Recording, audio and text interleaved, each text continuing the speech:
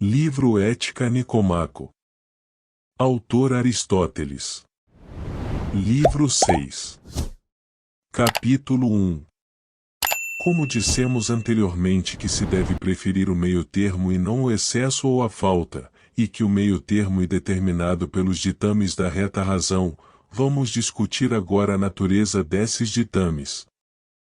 Em todas as disposições de caráter que mencionamos, assim como em todos os demais assuntos, há uma meta que visa o homem orientado pela razão, ora intensificando, ora relaxando a sua atividade, e há um padrão que determina os estados medianos que dizemos serem os meios termos entre o excesso e a falta, e que estão em consonância com a reta razão. Mas, assim dita coisa, embora verdadeira, não é de modo algum evidente, pois não só aqui como em todas as outras ocupações que são objetos de conhecimento é correto afirmar que não devemos esforçar-nos nem relaxar nossos esforços em demasia nem demasiadamente pouco, mas em grau mediano e conforme dita a reta razão.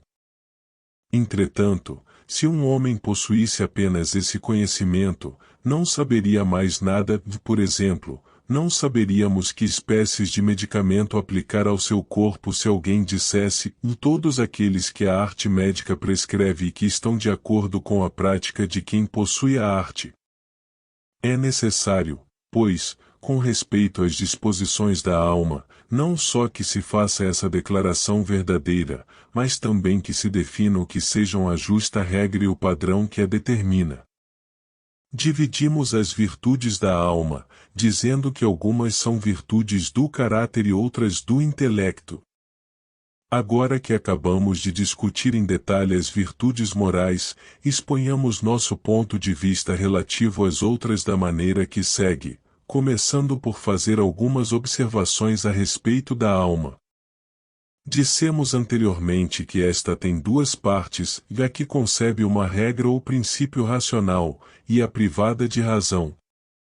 Façamos uma distinção simples no interior da primeira, admitindo que sejam duas as partes que conceberam um princípio racional, uma pela qual contemplamos as coisas cujas causas determinantes são invariáveis, e outra pela qual contemplamos as coisas variáveis, porque, quando dois objetos diferem em espécie, as partes da alma que correspondem a cada um deles também diferem em espécie, visto ser por certa semelhança e afinidade com os seus objetos que elas os conhecem. Chamemos científica uma dessas partes e calculativa a outra, pois o mesmo são deliberar e calcular, mas ninguém delibera sobre o invariável.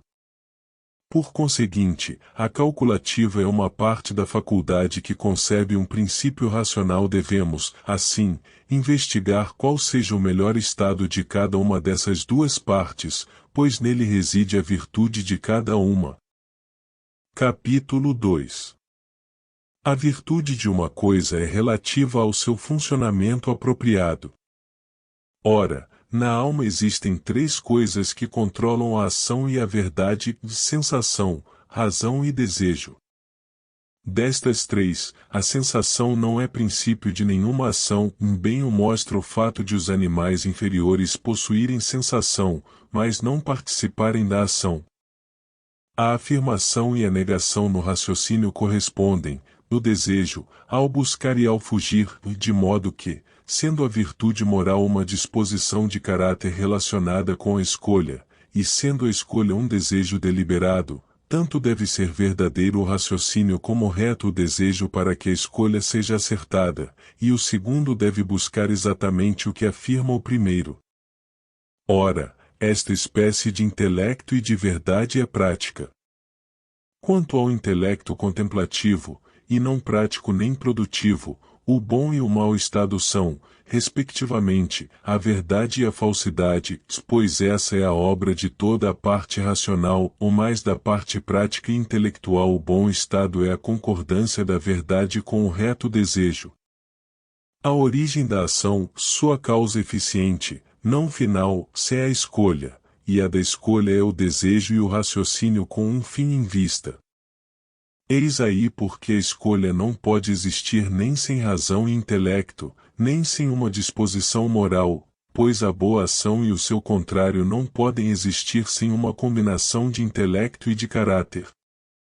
O intelecto em si mesmo, porém, não move coisa alguma, só pode fazer-lo o intelecto prático que visa um fim qualquer.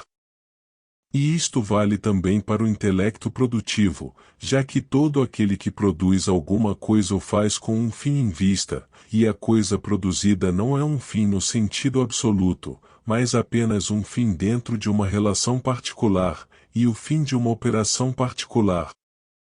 Só o que se pratica é um fim irrestrito, pois a boa ação é um fim ao qual visa o desejo. Portanto, a escolha ou é raciocínio desiderativo ou desejo raciocinativo, e a origem de uma ação dessa espécie é um homem. Deve-se observar que nenhuma coisa passada é objeto de escolha, por exemplo, ninguém escolhe ter saqueado Troia, porque ninguém delibera a respeito do passado, mas só a respeito do que está para acontecer e pode ser de outra forma, enquanto o que é passado não pode deixar de haver ocorrido. Por isso Agatão tinha razão em dizer: pois somente isto é ao próprio Deus vedado. O fazer não sucedido o que uma vez aconteceu. Como acabamos de ver, a obra de ambas as partes intelectuais é a verdade. Logo, as virtudes de ambas serão aquelas disposições segundo as quais cada uma delas alcançará a verdade em sumo grau. Capítulo 3. Comecemos, pois, pelo princípio, discutindo mais uma vez essas disposições.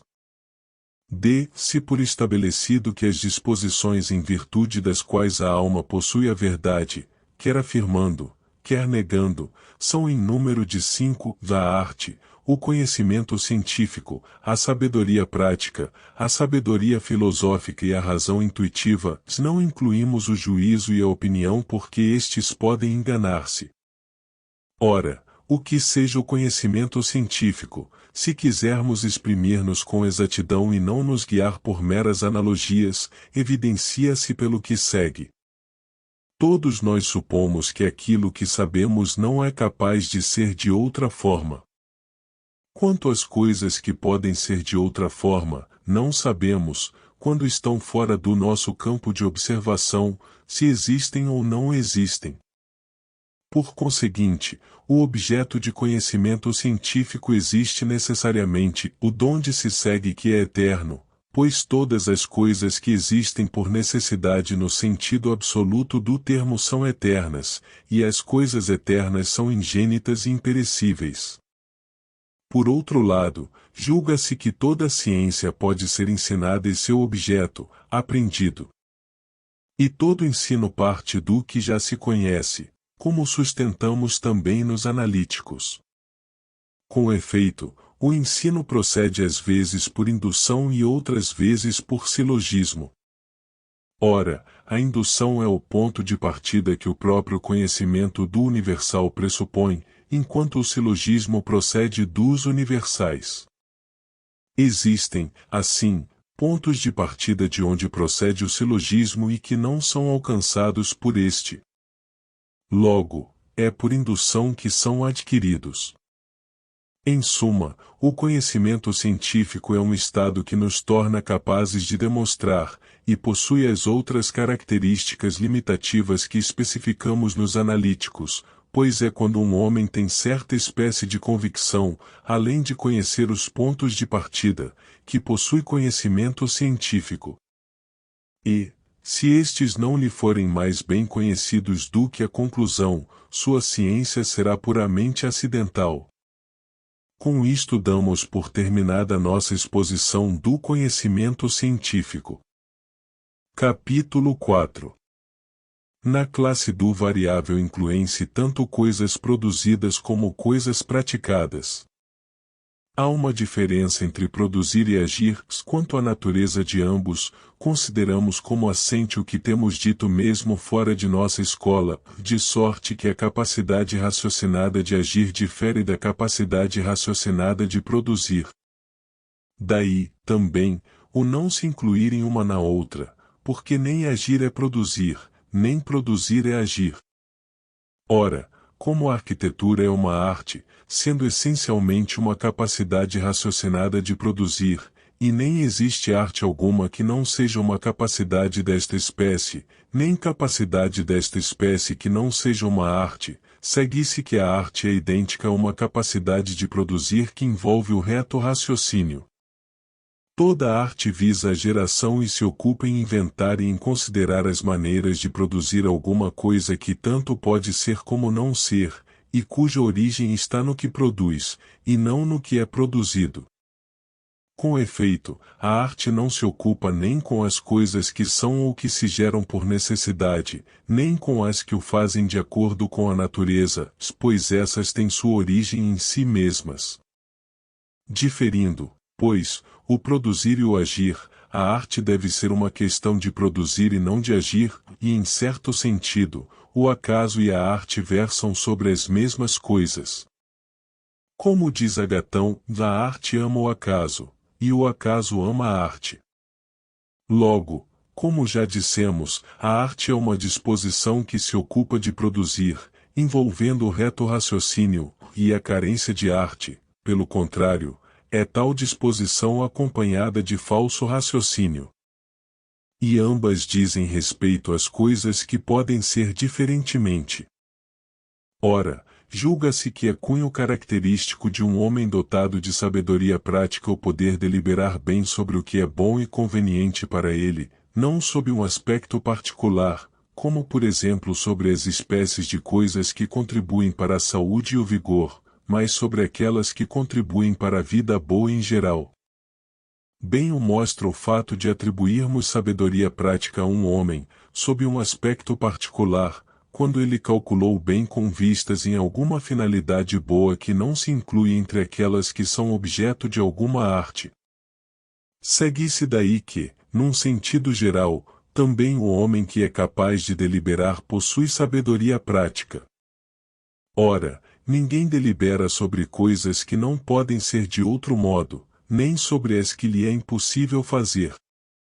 Por conseguinte, como o conhecimento científico envolve demonstração, mas não há demonstração de coisas cujos primeiros princípios são variáveis, pois todas elas poderiam ser diferentemente, e como é impossível deliberar sobre coisas que são por necessidade, a sabedoria prática não pode ser ciência, nem arte, nem ciência, porque aquilo que se pode fazer é capaz de ser diferentemente, nem arte, porque o agir e o produzir são duas espécies diferentes de coisa. Resta, pois, a alternativa de ser ela uma capacidade verdadeira e raciocinada de agir com respeito às coisas que são boas ou mais para o homem. Com efeito, ao passo que o produzir tem uma finalidade diferente de si mesmo, isso não acontece com o agir, pois que a boa ação é o seu próprio fim. Daí o atribuirmos sabedoria prática a Péricles e homens como ele, porque percebem o que é bom para si mesmos e para os homens em geral, e pensamos que os homens dotados de tal capacidade são bons administradores de casas e de estados. E por isso mesmo damos à temperança o nome de Sofrosiné, subentendendo que ela preserva a nossa sabedoria. Ora, o que a temperança preserva um juízo da espécie que descrevemos, porquanto nem todo e qualquer juízo é destruído e pervertido pelos objetos agradáveis ou dolorosos, e não o é, por exemplo, o juízo a respeito de ter os não ter o triângulo seus ângulos iguais a dois ângulos retos, mas apenas os juízos em torno do que se há de fazer com efeito. As causas de onde se origina o que se faz consistem nos fins visados, mas o homem que foi pervertido pelo prazer ou pela dor perde imediatamente de vista essas causas, e não percebe mais que é a bem de tal coisa ou devido a tal coisa que deve escolher e fazer aquilo que escolhe, porque o vício anula a causa originadora da ação. A sabedoria prática deve, pois, ser uma capacidade verdadeira e raciocinada de agir com respeito aos bens humanos. Mas, por outro lado, embora na arte possa haver uma excelência, na sabedoria prática ela não existe, e em arte é preferível quem erra voluntariamente, enquanto na sabedoria prática, assim como nas outras virtudes, é exatamente o contrário que acontece. Torna-se evidente, pois, que a sabedoria prática é uma virtude e não uma arte. E, como são duas as partes da alma que se guiam pelo raciocínio, ela deve ser a virtude de uma dessas duas, isto é, daquela parte que forma opiniões, porque a opinião versa sobre o variável, e da mesma forma a sabedoria prática. Sem embargo, ela é mais do que uma simples disposição racional, mostra o fato de que tais disposições podem ser esquecidas, mas a sabedoria prática, não. Capítulo 6. O conhecimento científico é um juízo sobre coisas universais e necessárias, e tanto as conclusões da demonstração como o conhecimento científico decorrem de primeiros princípios, pois ciência subentende a apreensão de uma base racional. Assim sendo, o primeiro princípio de que decorre o que é cientificamente conhecido não pode ser objeto de ciência, nem de arte, nem de sabedoria prática, pois o que pode ser cientificamente conhecido é passível de demonstração, enquanto a arte e a sabedoria prática versam sobre coisas variáveis. Nem são esses primeiros princípios objetos de sabedoria filosófica, pois é característico do filósofo buscar a demonstração de certas coisas. Se, por conseguinte, as disposições da mente pelas quais possuímos a verdade e jamais nos enganamos a respeito de coisas invariáveis ou mesmo variáveis, se tais disposições, digo, são o conhecimento científico, a sabedoria prática, a sabedoria filosófica e a razão intuitiva, e não pode tratar-se de nenhuma das três, e isto é, da sabedoria prática, do conhecimento científico ou da sabedoria filosófica, só resta uma alternativa, que seja a razão intuitiva que apreende os primeiros princípios. Capítulo 7. A sabedoria, nas artes, é atribuída aos seus mais perfeitos expoentes, por exemplo, a Fídias como escultor e a Policleto como retratista em pedra, e por sabedoria, aqui, não entendemos outra coisa senão a excelência na arte. Mas a certas pessoas consideramos sábias de modo geral e não em algum campo particular ou sob qualquer outro aspecto limitado, como diz Homero no Margites. Nem lavrador, nem mesmo cavador fizeram os deuses este homem, nem sábio em outra coisa qualquer. É pois evidente que a sabedoria deve ser de todas as formas de conhecimento a mais perfeita. Donde se segue que o homem sábio não apenas conhecerá o que decorre dos primeiros princípios, senão que também possuirá a verdade a respeito desses princípios. Logo, a sabedoria deve ser a razão intuitiva combinada com o conhecimento científico, suma ciência dos mais elevados objetos que recebeu, por assim dizer, a perfeição que lhe é própria. Dos mais elevados objetos, dizemos nós, porque seria estranho se a arte política ou a sabedoria prática fosse o melhor dos conhecimentos, uma vez que o homem não é a melhor coisa do mundo. Ora, se o que é saudável ou bom difere para os homens e os peixes, mas o que é branco ou reto é sempre o mesmo, qualquer um diria que o que é sábio é o mesmo, mas o que é praticamente sábio varia, pois é aquele que observa bem as diversas coisas que lhe dizem respeito que atribuímos sabedoria prática, e é a ele que confiaremos tais assuntos. Por isso dizemos que até alguns animais inferiores possuem sabedoria prática, isto é, aqueles que mostram possuir certo poder de previsão no que toca à sua própria vida. É evidente, por outro lado, que a sabedoria prática e a arte política não podem ser a mesma coisa, porque, se devemos chamar sabedoria filosófica a disposição mental que se ocupa com os interesses pessoais de um homem, haverá muitas sabedorias filosóficas. Não existirá uma relativa ao bem de todos os animais, assim como não existe uma arte médica para todas as coisas existentes, mas uma sabedoria filosófica diferente sobre o bem de cada espécie. E se argumentarem dizendo que o homem é o melhor dos animais, isso não faz diferença, porque há outras coisas muito mais divinas por sua natureza do que o homem. O exemplo mais conspícuo são os corpos de que foram povoados os céus. De quanto se disse resulta claramente que a sabedoria filosófica é um conhecimento científico combinado com a razão intuitiva daquelas coisas que são as mais elevadas por natureza. Por isso dizemos que Anaxágoras, Tales e os homens semelhantes a eles possuem sabedoria filosófica, mas não prática, quando os vemos ignorar o que lhes é vantajoso, e também dizemos que eles conhecem coisas notáveis, admiráveis, difíceis e divinas, mas improfícuas. Isso, porque não são os bens humanos que eles procuram. A sabedoria prática, pelo contrário, versa sobre coisas humanas, e coisas que podem ser objeto de deliberação, pois dizemos que essa é acima de tudo a obra do homem dotado de sabedoria prática, deliberar bem. Mas ninguém delibera a respeito de coisas invariáveis, nem sobre coisas que não tenham uma finalidade, e essa finalidade, um bem que se possa alcançar pela ação. De modo que delibera bem no sentido irrestrito da palavra aquele que, baseando-se no cálculo, é capaz de visar a melhor, para o homem, das coisas alcançáveis pela ação. Tampouco a sabedoria prática se ocupa apenas com universais. Deve também reconhecer os particulares, pois ela é prática, e a ação versa sobre os particulares.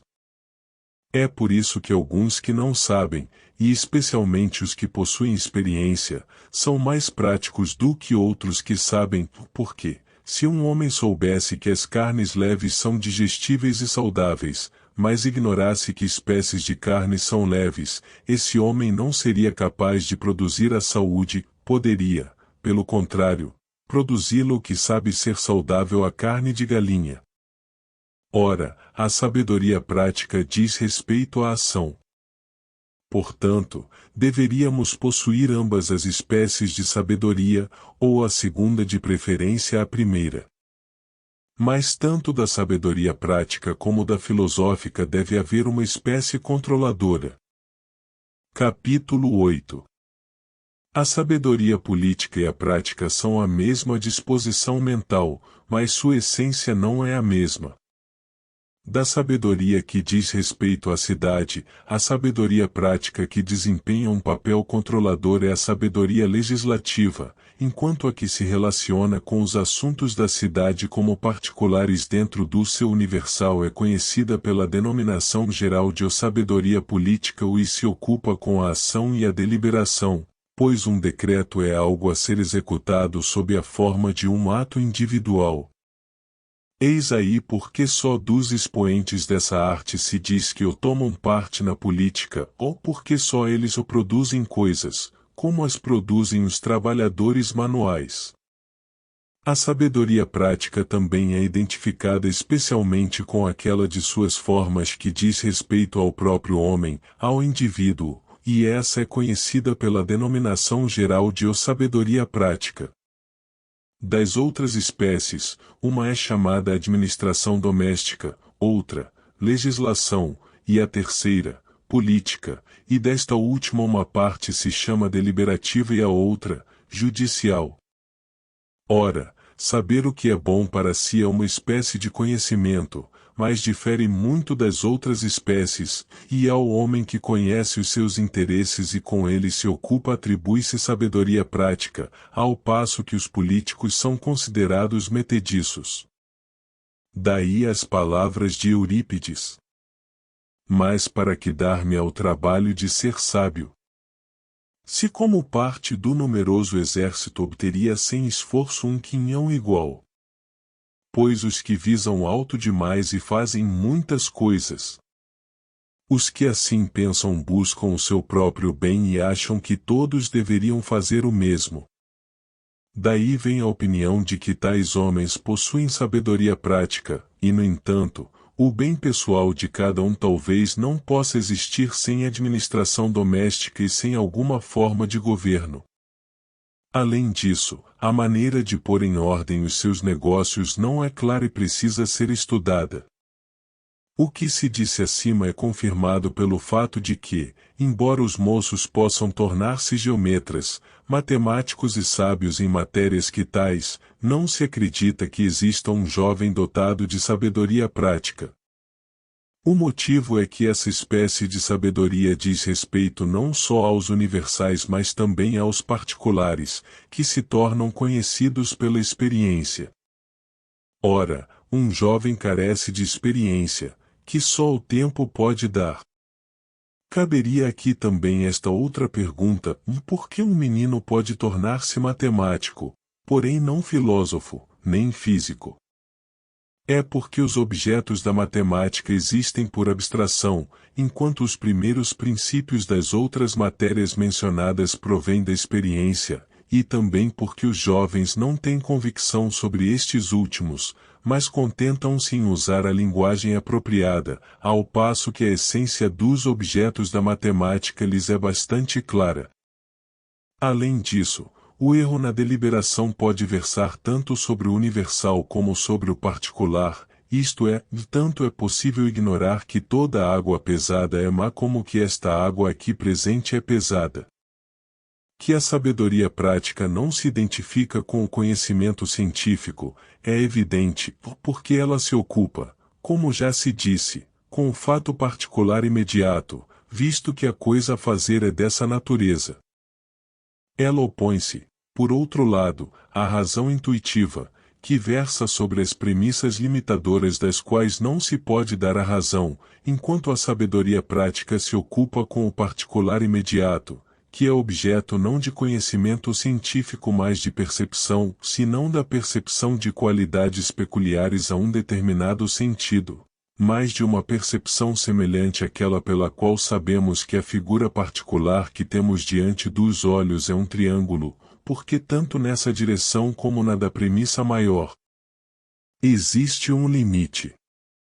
Mas isso é antes percepção do que sabedoria prática, embora seja uma percepção de outra espécie que não a das qualidades peculiares a cada sentido.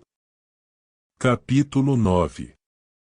Há uma diferença entre investigação e deliberação, pois esta última é a investigação de uma espécie particular de coisa.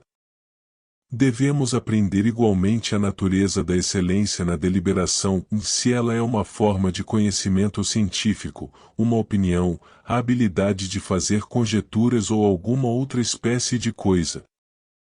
Não se trata de conhecimento científico, porque os homens não investigam as coisas que conhecem, ao passo que a boa deliberação é uma espécie de investigação, e quem delibera investiga e calcula. Tampouco é habilidade em fazer conjecturas, pois, além de implicar a ausência de raciocínio, esta é uma qualidade que opera com rapidez, ao passo que os homens deliberam longamente, e disse que a conclusão do que se deliberou deve ser posta logo em prática, mas a deliberação deve ser lenta. Do mesmo modo, a vivacidade intelectual também difere da excelência na deliberação, é ela uma espécie de habilidade em conjecturar. Não se pode, por outro lado, identificar a excelência na deliberação com uma opinião de qualquer espécie que seja. Mas, como o homem que delibera mal comete um erro, enquanto o que delibera bem o faz corretamente, claro está que a excelência no deliberar é uma espécie de correção, não, porém, de conhecimento ou de opinião. Com efeito, conhecimento correto é coisa que não existe, assim como não existe conhecimento errado, e a opinião correta é a verdade. Ao mesmo tempo, tudo que é objeto de opinião já se acha determinado. Mas, por outro lado, a excelência da deliberação envolve raciocínio.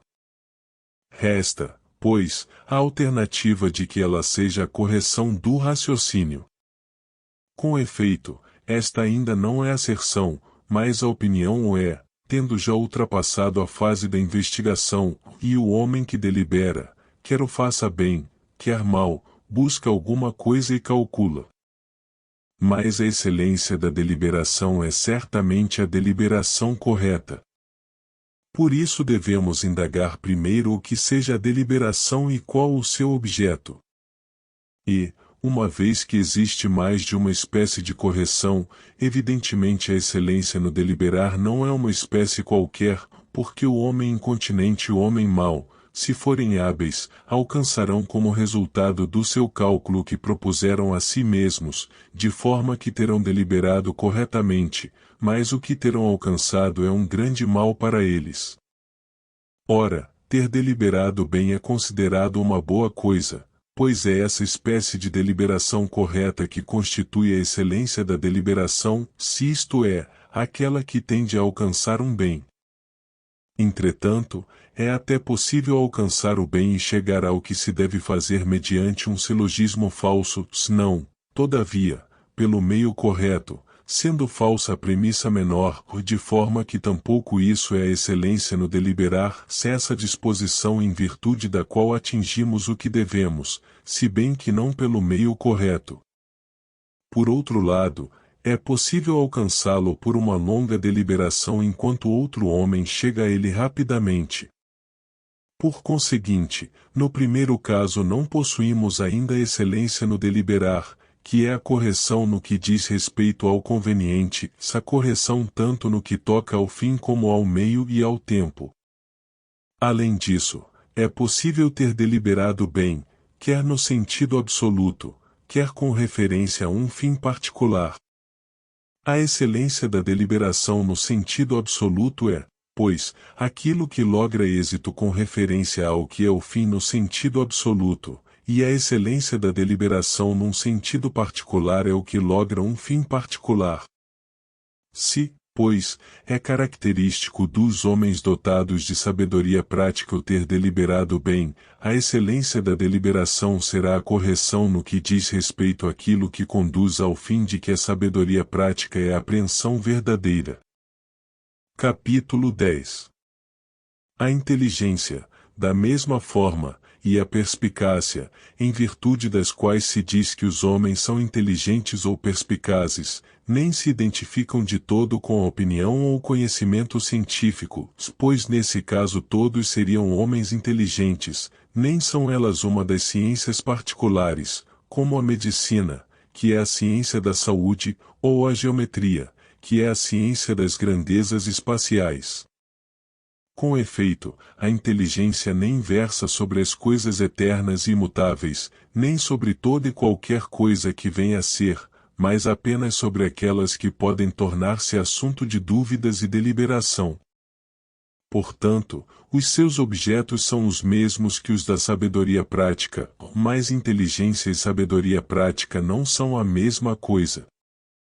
Esta última emite ordens, visto que o seu fim é o que se deve ou não se deve fazer, a inteligência, pelo contrário, limita-se a julgar. Inteligência é o mesmo que perspicácia, e homens inteligentes, o mesmo que homens perspicazes.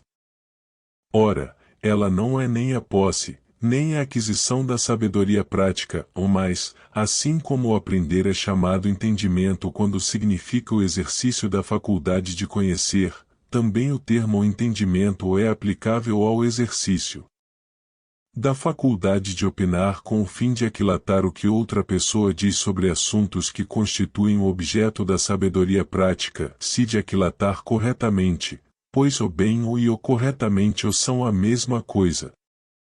E daí provém o uso do nome inteligência, em virtude do qual se diz que os homens são perspicazes, a saber, da aplicação do termo apreensão da verdade científica, pois muitas vezes chamamos a isso entendimento. Capítulo 11. O que se chama discernimento, e em virtude do qual se diz que os homens são os juízes humanos e que o possuem discernimento, é a reta discriminação do equitativo. Mostra o fato de dizermos que o homem equitativo é acima de tudo um homem de discernimento humano, e de identificarmos a equidade com o discernimento humano a respeito de certos fatos. E esse discernimento é aquele que discrimina corretamente o que é equitativo, sendo o discernimento correto aquele que julga com verdade.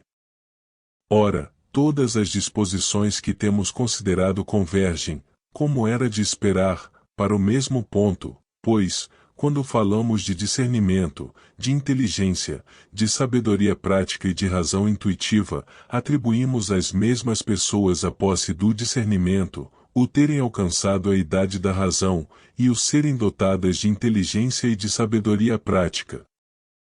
Com efeito, todas essas faculdades giram em torno de coisas imediatas, isto é, de particulares, e ser um homem inteligente ou de bom ou humano discernimento consiste em ser capaz de julgar as coisas com que se ocupa a sabedoria prática, porquanto as equidades são comuns a todos os homens bons em relação aos outros homens. Ora, todas as coisas que cumpre fazer influência entre os particulares ou imediatos, pois não só deve o homem dotado de sabedoria prática ter conhecimento dos fatos particulares, mas também a inteligência e o discernimento versam sobre coisas a serem feitas, e estas são coisas imediatas. A razão intuitiva, por sua vez, ocupa-se com coisas imediatas em ambos os sentidos, pois tanto os primeiros termos como os últimos são objetos da razão intuitiva e não do raciocínio, e a razão intuitiva pressuposta pelas demonstrações apreende os termos primeiros e imutáveis, enquanto a razão intuitiva requerida pelo raciocínio prático apreende o fato último e variável, isto é, a premissa menor. E esses fatos variáveis servem como pontos de partida para a apreensão do fim. Visto que chegamos aos universais pelos particulares, é importante, por conseguinte, que tenhamos percepção destes últimos, e tal percepção é a razão intuitiva. Eis aí porque tais disposições são consideradas como dotes naturais, e enquanto de ninguém se diz que é filósofo por natureza, a muitos se atribui um discernimento, inteligência e uma razão intuitiva inatos. Mostram a correspondência que estabelecemos entre os nossos poderes e a nossa idade, dizendo que uma determinada idade traz consigo a razão intuitiva e o discernimento, e isto implica que a causa é natural. Donde se segue que a razão intuitiva é tanto um começo como um fim, pois as demonstrações partem destes e sobre estes versam.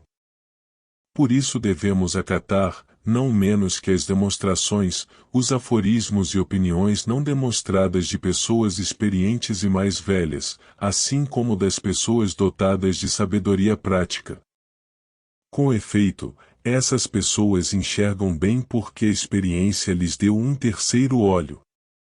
Acabamos de mostrar, portanto, que coisas são a sabedoria prática e a sabedoria filosófica, em que consistem uma e outra, e acrescentamos que cada uma é a virtude de uma parte diferente da alma.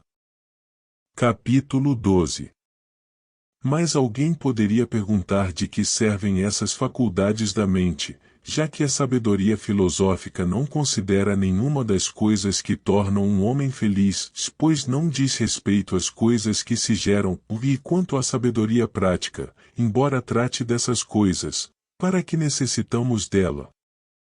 A sabedoria prática é a disposição da mente que se ocupa com as coisas justas, nobres e boas para o homem, mas essas são as coisas cuja prática é característica de um homem bom, e não nos tornamos mais capazes de agir pelo fato de conhecê-las se as virtudes são disposições de caráter, do mesmo modo que não somos mais capazes de agir pelo fato de conhecer as coisas sãs e saudáveis não no sentido de produzirem a saúde, mas no de serem consequência dela.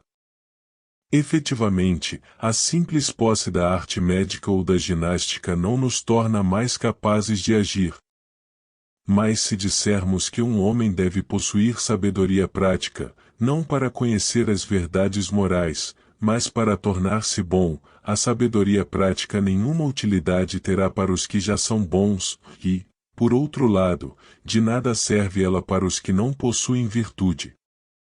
Com efeito, nenhuma diferença faz que eles próprios tenham sabedoria prática ou que obedeçam a outros que a têm, e seria suficiente fazer o que costumamos fazer com respeito à saúde, embora desejemos gozar saúde, não nos dispomos por isso a aprender a arte da medicina. Por outro lado, pareceria estranho que a sabedoria prática, sendo inferior à filosófica, tivesse autoridade sobre ela, como parece implicar o fato de que a arte que produz uma coisa qualquer exerce o mando e o governo relativamente a essa coisa. São estas, pois, as questões que cumpre discutir, pois até agora nos limitamos a expor as dificuldades. Antes de tudo, diremos que essas disposições de caráter devem ser dignas de escolha porque são as virtudes das duas partes da alma respectivamente, e o seriam ainda que nenhuma delas produzisse o que quer que fosse. Em segundo lugar, elas de fato produzem alguma coisa, não, porém, como a arte médica produz saúde, mas como a saúde produz saúde. É assim que a sabedoria filosófica produz felicidade, porque, sendo ela uma parte da virtude inteira, torna um homem feliz pelo fato de estar na sua posse e de atualizar-se. Por outro lado, a obra de um homem só é perfeita quando está de acordo com a sabedoria prática e com a virtude moral, esta faz com que seja reto o nosso propósito, ou aquela, com que escolhamos os devidos meios.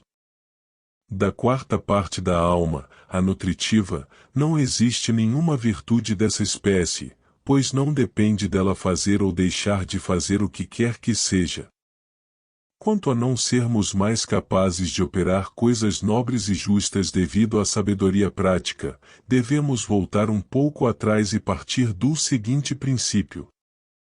Assim como dizemos que algumas pessoas que praticam atos justos não são necessariamente justas por isso, referimos-nos às que praticam os atos prescritos pela lei, quer involuntariamente, quer devido à ignorância ou por alguma outra razão, mas não no interesse dos próprios atos, embora seja certo que tais pessoas fazem o que devem e todas as coisas que o homem bem deve fazer, parece que, do mesmo modo, para alguém ser bom é preciso encontrar-se em determinada disposição quando pratica cada um desses atos, numa palavra, é preciso praticá-los em resultado de uma escolha e no interesse dos próprios atos. Ora, a virtude torna reta a escolha, mas que coisas sejam aptas por natureza a pôr em prática a nossa escolha não as aprendemos da virtude e sim de outra faculdade. Devemos deter-nos um pouco nestes assuntos e falar deles mais claramente. Existe uma faculdade que se chama habilidade, e tal é a sua natureza que tem o poder de fazer as coisas que conduzem ao fim proposto e a alcançá-lo. Ora, se o fim é nobre, a habilidade é digna de louvor, mas se o fim for mau, a habilidade será simples astúcia. Por isso chamamos de hábeis ou astutos os próprios homens dotados de sabedoria prática. Esta não é a faculdade, porém não existe sem ela, e esse olho da alma não atinge o seu perfeito desenvolvimento sem o auxílio da virtude, como já dissemos e como, aliás, é evidente. E a razão disto é que os silogismos em torno do que se deve fazer começam assim, visto que o fim, isto é, o que é melhor, é de tal e tal natureza. Admitamos, no interesse do argumento, que ela seja qual for, mas só o homem bom a conhece verdadeiramente, porquanto a maldade nos perverte e nos leva a enganar-nos a respeito dos princípios da ação. Donde está claro que não é possível possuir sabedoria prática quem não seja bom. Capítulo 13. Devemos, por isso, voltar mais uma vez a considerar a virtude, pois nela se observa uma relação do mesmo gênero, assim como a sabedoria prática está para a habilidade, não sendo a mesma coisa, mas semelhante, a virtude natural está para a virtude na acepção estrita do termo. Com efeito, todos os homens pensam que, em certo sentido, cada tipo de caráter pertence por natureza aos que o manifestam, e que desde o momento de nascer somos justos, ou capazes de nos dominar, ou bravos, ou possuímos qualquer outra qualidade moral. Não obstante, andamos em busca de outro bem que propriamente seja tal, queremos que essas qualidades existam em nós de outro modo. Pois que tanto as crianças como os brutos têm as disposições naturais para essas qualidades, mas, quando desacompanhadas da razão, elas são evidentemente nocivas. Só nós parecemos perceber que elas podem conduzir-nos para o mau caminho, como um corpo robusto mas privado de visão pode cair desastrosamente devido à sua cegueira, ou mais, depois de haver adquirido a razão, haverá uma diferença no seu modo de agir e sua disposição, embora continuando semelhante ao que era, passará a ser virtude no sentido estrito da palavra. Por conseguinte, assim como naquela parte de nós que forma opiniões existem dois tipos, a habilidade e a sabedoria prática, também na parte moral existem dois tipos, a virtude natural e a virtude no sentido estrito. E destas, a segunda envolve sabedoria prática. Daí o afirmarem alguns que todas as virtudes são formas de sabedoria prática. E Sócrates tinha razão a certo respeito, mas a outro respeito andava errado em pensar que todas as virtudes fossem formas de sabedoria prática, mas certo em dizer que elas implicam tal modalidade de sabedoria. Temos uma confirmação disto no fato de que ainda hoje todos os homens, quando definem a virtude, após indicar a disposição de caráter e os seus objetos, acrescentam aquilo, e isto é, aquela disposição que está de acordo com a reta razão. Ora, a reta razão é o que está de acordo com a sabedoria prática. De certo modo, pois, todos os homens parecem adivinhar que essa espécie de disposição, a saber, a que está de acordo com a sabedoria prática, é virtude. Nós, porém, devemos ir um pouco mais longe, pois não é apenas a disposição que concorda com a reta razão, mas a que implica a presença da reta razão, que é virtude, e a sabedoria prática é a reta razão no tocante a tais assuntos. Sócrates, por conseguinte, pensava que as virtudes fossem regras ou princípios racionais, pois a todas elas considerava como formas de conhecimento científico, enquanto nós pensamos que elas envolvem um princípio racional. Do que se disse fica bem claro que não é possível ser bom na acepção estrita do termo sem sabedoria prática, nem possuir tal sabedoria sem virtude moral. E desta forma podemos também refutar o argumento dialético de que as virtudes existem separadas umas das outras, e o mesmo homem não é perfeitamente dotado pela natureza para todas as virtudes, de modo que poderá adquirir uma delas sem ter ainda adquirido outra. Isso é possível no tocante às virtudes naturais, porém não aquelas que nos levam a qualificar um homem incondicionalmente de bom, pois, com a presença de uma só qualidade, a sabedoria prática, lhe serão dadas todas as virtudes. E, evidentemente, ainda que ela não tivesse valor prático, nos seria necessária por ser a virtude daquela parte da alma de que falamos, e não é menos evidente que a escolha não será certa sem sabedoria prática, como não o seria sem virtude. Com efeito, uma determina o fim e a outra nos leva a fazer as coisas que conduzem ao fim. Mas nem por isso domina ela a sabedoria filosófica, isto é, a parte superior de nossa alma, assim como a arte médica não domina a saúde, pois não se serve dela, mas fornece os meios de produzi-la, e faz prescrições no seu interesse, porém não a ela. Além disso, sustentar a sua supremacia equivaleria a dizer que os deuses são governados pela arte política porque esta faz prescrições a respeito de todos os assuntos do Estado. Parabéns por chegar até o final deste audiolivro. Nós gostaríamos que você compartilhasse o seu saber conosco, escrevendo nos comentários do vídeo sobre os assuntos abordados no livro, para podermos debater ideias, insights e sugestões. Se você gostou do livro, deixe seu like e inscreva-se no nosso canal para não perder nenhum audiolivro. Obrigado por fazer parte da nossa comunidade.